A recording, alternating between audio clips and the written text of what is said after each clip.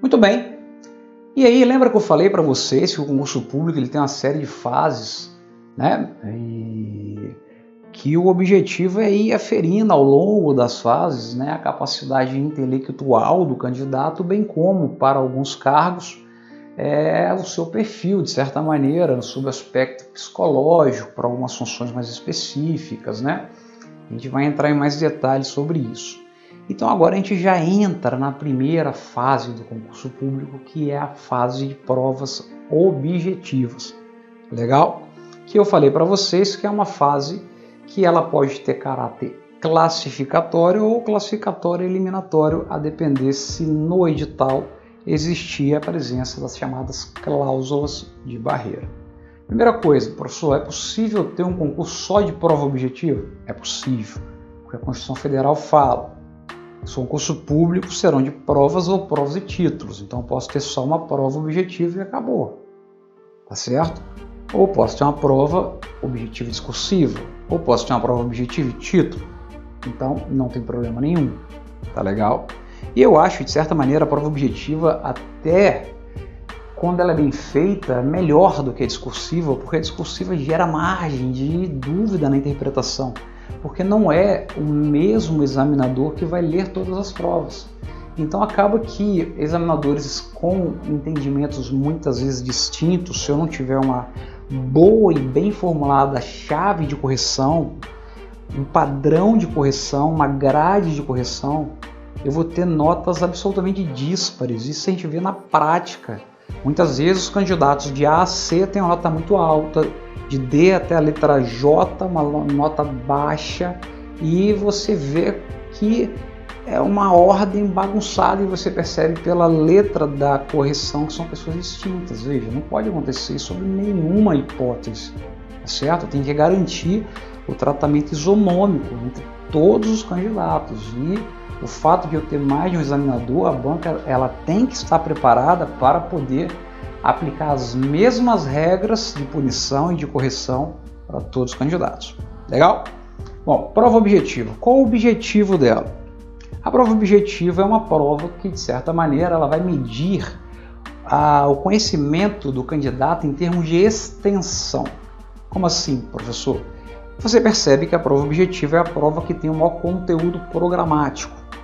Então ela pega tudo, direito administrativo, constitucional, civil, penal, processo civil, e aí muitas vezes lógica, física, e vai dependendo do cargo, uma série de matérias que, sob meu ponto de vista, essas matérias deveriam ser exigidas de acordo com a pertinência do cargo a ser provido.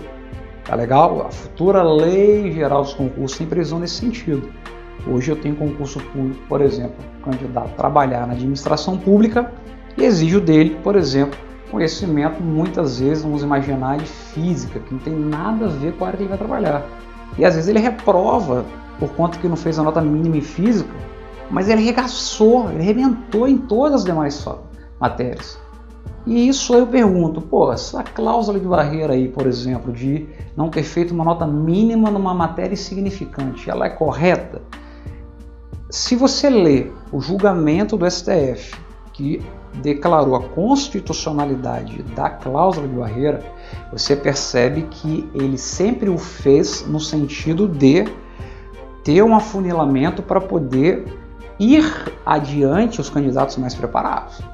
Então veja, se eu tenho um caso em que o candidato que reprova na prova de física, que tem 5 questões, ele deveria fazer 3, ele fez 2, mas ele fez 90% das demais provas, que são as mais importantes. E eu tenho um candidato que fez um mínimo em cada prova, bem menos pontos do que aquele outro.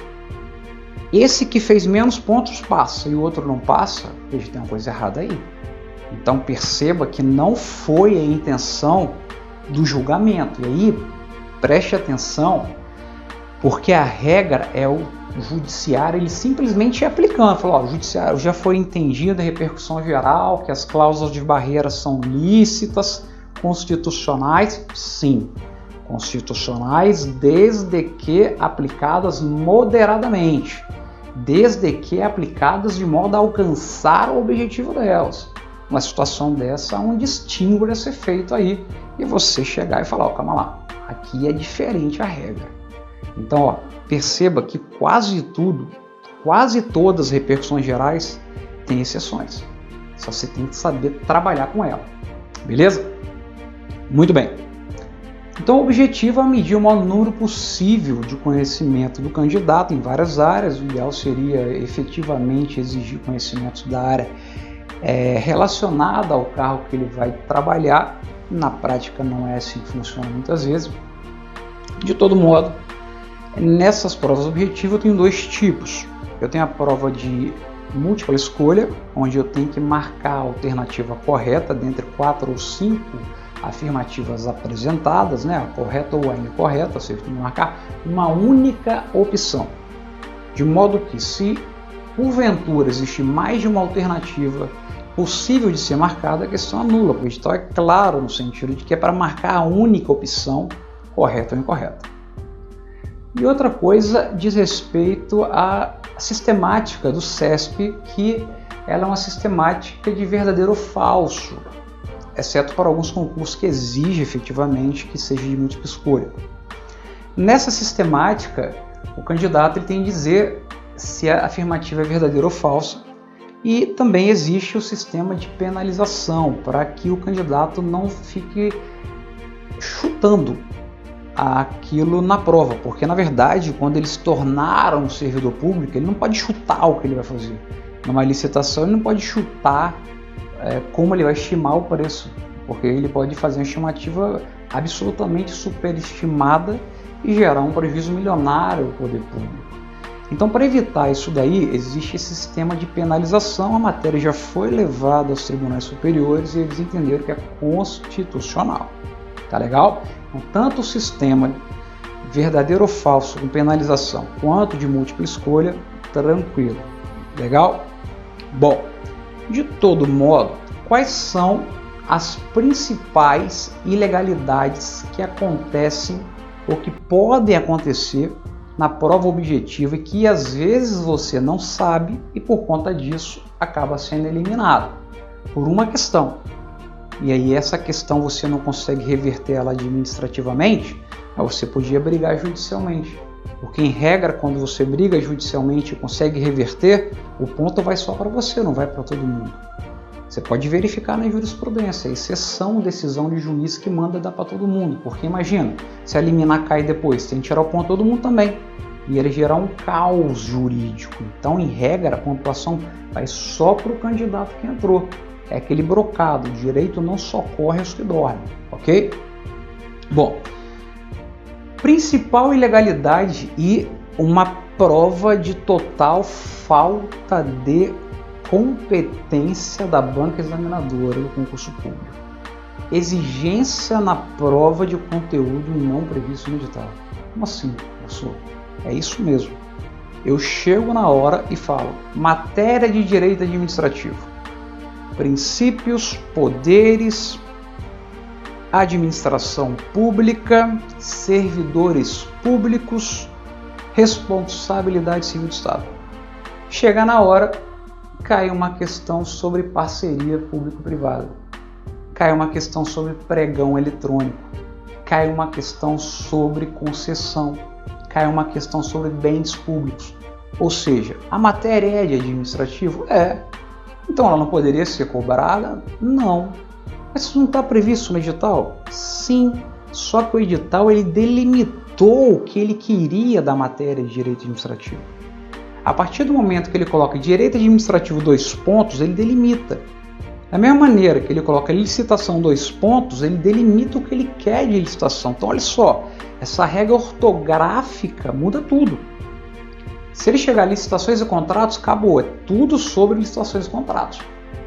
Agora, se ele coloca licitações, 2 pontos, princípios, modalidades, tipos, fases, veja, ele está delimitando o conteúdo do que ele quer de licitações. Se ele chegar na hora e cobrar sanções, está fora do programa do edital.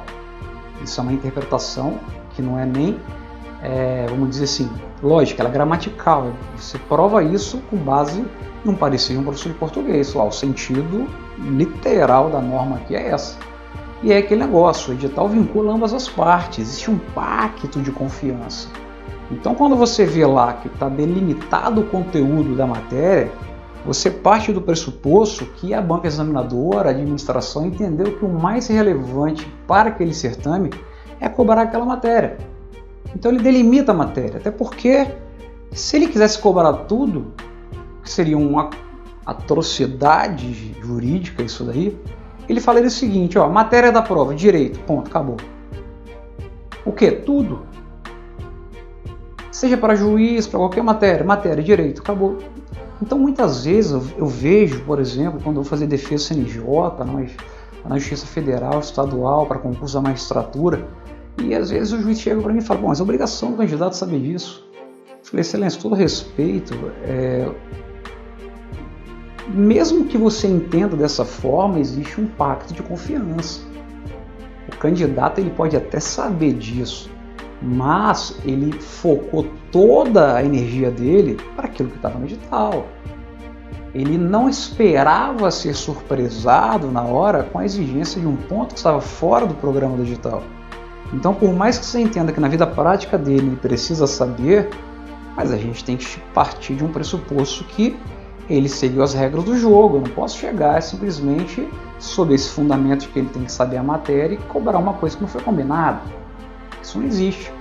Então perceba que aí você tem que provar isso. Como é que você prova isso daí, que a questão está fora do edital?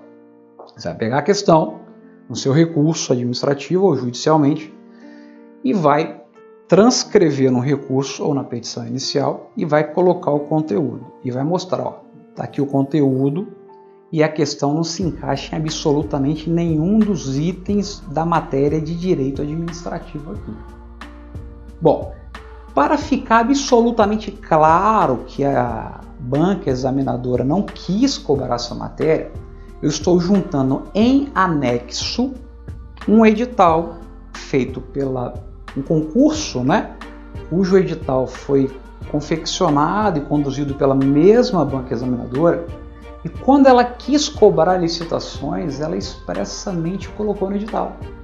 Quando ela quis cobrar a parceria público-privada, ela expressamente colocou no edital. Então você derruba a banca examinadora com base de prova dela mesma. Como assim, professor? Você pega um edital onde a matéria licitações estava prevista e pega o seu edital que não estava previsto. E você fala, excelência, ó, qual o sentido de você entender que a matéria está prevista se aqui não está expresso no conteúdo, ao passo que no outro concurso está expresso? Não tem sentido em um ele colocar, em outro não. Ou seja, foi uma omissão proposital, ele não quis efetivamente exigir aquele conteúdo. Aí, meu amigo, é faca na caveira, simplesmente, praticamente você mata ali a questão. Bacana? Então isso é muito importante, essa técnica de defesa aí. Junta vários editais, de preferência da mesma banca examinadora, para mostrar que quando ela quer cobrar, ela o faz expressamente. Legal, show de bola e até daqui a pouco com a próxima ilegalidade que acontece com frequência em concurso público. Mas você segura aí que é novidade.